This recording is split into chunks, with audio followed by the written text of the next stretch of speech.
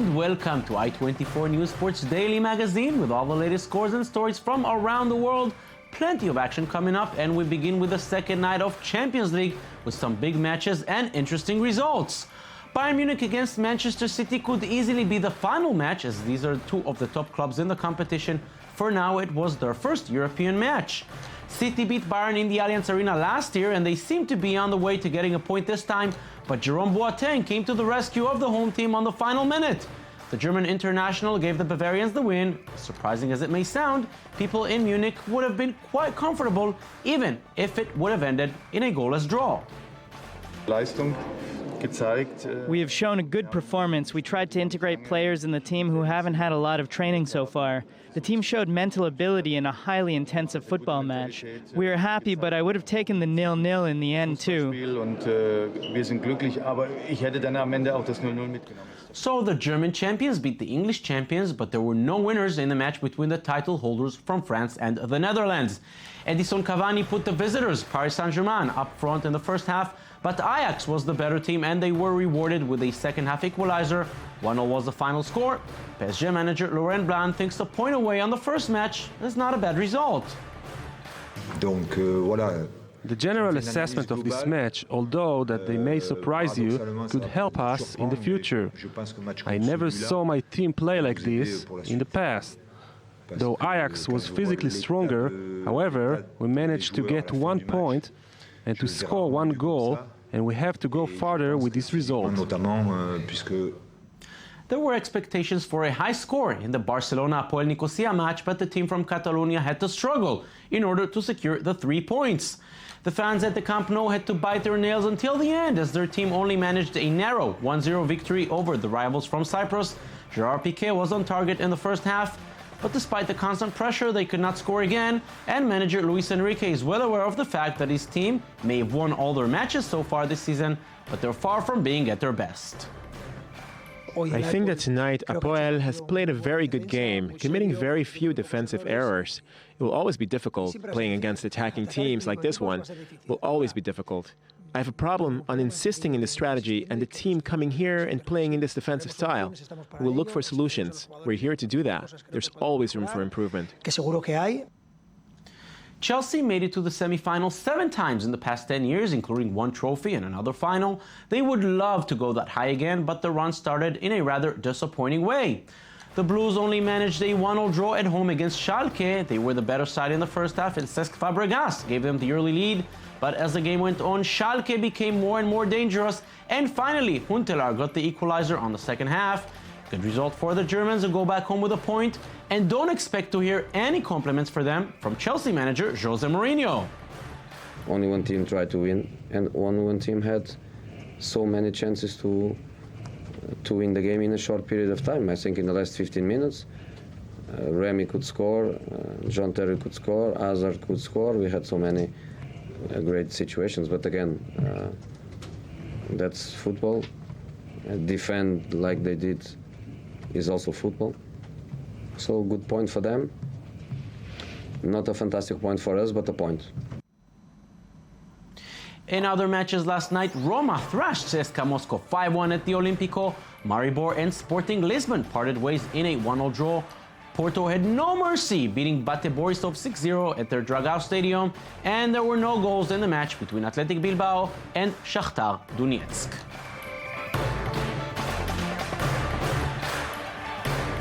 Chelsea could have perhaps used Nicolas Anelka if they had the chance. The French striker scored almost 40 goals during his 4 years in the club, but now he's playing elsewhere. Story and more in this week's Press Review. Last week it was Ray Rice, now it's Adrian Peterson. It didn't take long for another big-name player in the NFL to get in trouble off the field. The Minnesota Vikings star running back has made headlines as Fox News reported Peterson was banned from all playing in all activities. Peterson was charged on child abuse after beating his 4-year-old son with a tree branch. After a warrant was issued on Friday for Peterson's arrest, the Vikings decided to bench the player in last weekend's game, but would then reinstate him on Monday. However, after much scrutiny by fans, women's groups, and sponsors, the Vikings decided to ban the running back until the case is settled. The top sponsorships such as Nike and Anheuser-Busch invest a lot of money into the NFL and are demanding some sort of accountability. Nike also announced that they had removed Pearson's jersey from its stores in the Twin Cities. And breaking news, ESPN reported the Arizona Cardinals has deactivated running back Jonathan Dwyer from all team activities as well, following his arrest Wednesday on allegation of aggravated assault. The past 10 days in the NFL has forced the league to come to terms with terrible problems of domestic violence. It appears the NFL players, teams, and league commissioner Roger Goodell cannot catch a break from the continual controversy. And now on to French international Nicolas Anelka, who has played all over the world, from the French League to the Premier League to La Liga, Serie A, and even in China. Now the 35-year-old has another country to conquer. Anelka is signed on Monday for Mumbai City FC as marquee player in the Indian Super League. The Mumbai team, which is co-owned by Bollywood actor, is excited to have the talented Frenchman for a period of 3 months, and he will be making approximately 580,000 euros. With this signing, Anelka will be playing for his 12th club in his career. The Frenchman has played for top clubs such as PSG, Arsenal, Real Madrid, Liverpool, Manchester City, Juventus, and Chelsea. He also has 69 caps for France. Anelka is one of many high-profile players who extended their careers with a move and received high payouts even at the older age. Despite being banned after an anti-Semitic gesture while at West Brom, Anelka is excited to get back on the pitch in India. And now on to a bizarre story that's going viral. We've seen some terrible sporting uniforms in the past, but this might top the worst athletic outfit of all time. The Daily News reported that Colombia's women's cyclist team looks naked in their new uniform. At first glance, it appears the female cyclists are partially nude in the most inappropriate place, the groin. The Colombian team have become a laughingstock after being spotted wearing the uniforms in last weekend's Giro Toscana in Italy. Many are saying that even the more disturbing is that the women are okay with what they're wearing, and they're even smiling in the photos. The team, which is sponsored by the city government of Bogota, have received plenty of heat on social media. The International Cycling Union president Brian Cookson also believes these uniforms are unacceptable. We have seen throughout the years terrible-looking uniforms with those NBA-hugging shorts of the 80s to the onesies wrestlers wear. However, this outfit the Colombians wore may never be forgotten.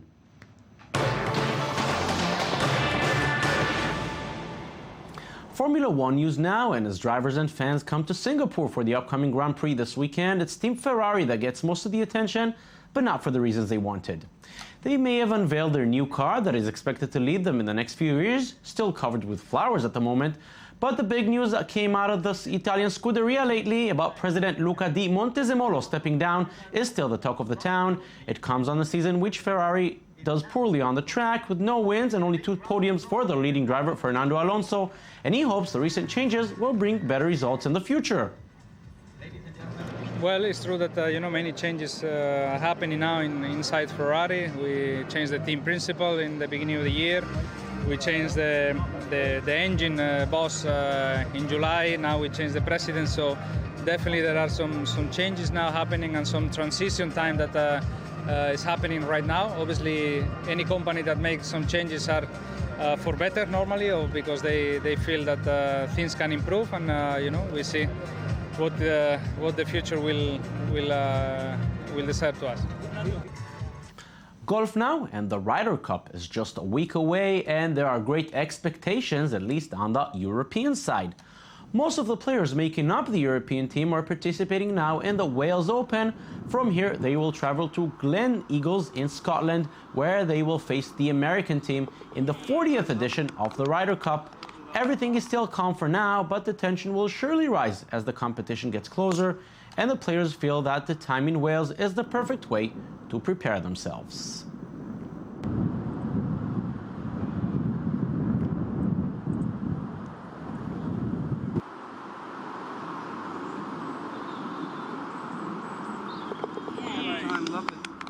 Still with golf news, and with a question many fans are asking, where will the golf matches be played at the 2016 Rio Olympics?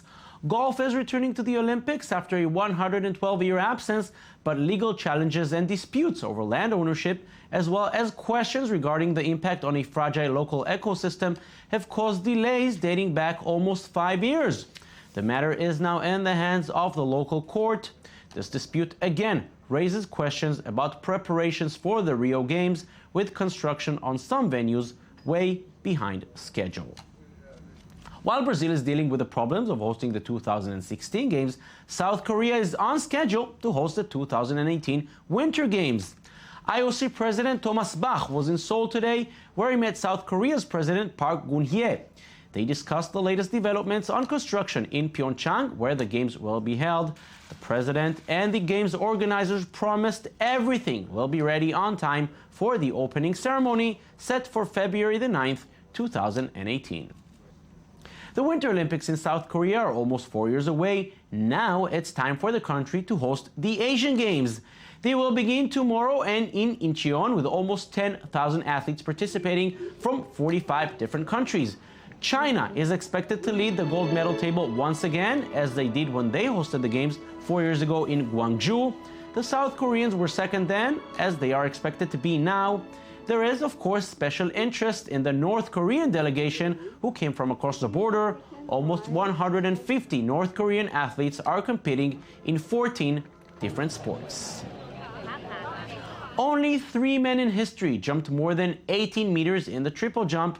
Teddy Tamgo is one of them. He recorded a result of 18.04 in the World Championship in Moscow last year. This was supposed to be his time. However, he was suspended for a year for avoiding doping tests. His suspension will soon be over, and now the aim is set: a gold medal in Rio. But Yu Tauban and Michael Friedman with a story.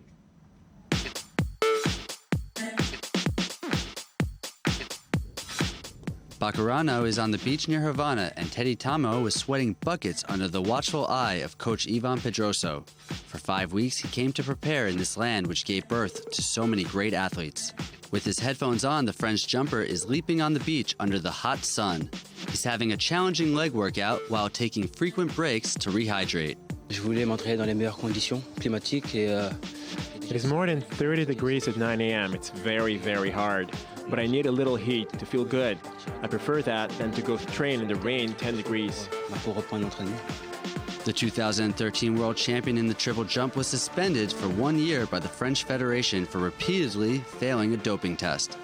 He said he went to Cuba to take a step back, but also to see the well-known sports culture. C'est clair que Cuba, c'est comme je le redis, c'est Cuba is a land full of athletics in all styles. Ici, chaque année, on a au moins I came to soak up some of that atmosphere. This is a school that has always fascinated me. donc je suis venu un peu m'imprégner de cette atmosphère. In Cuba, Ivan Pedroso, the leader and legend of the long jump, has won the world title and Olympic title 9 times. And his friend Darren Robles, also known as the hurdler, was the Olympic champion in Beijing in 2008. Il me montre tout simplement que j'ai encore pas mal de travail avant de prétendre. They showed me that I still have a lot of work to do before I can claim to be an exceptional athlete. I still have a lot to do, starting with winning an Olympic title. C'est un titre olympique.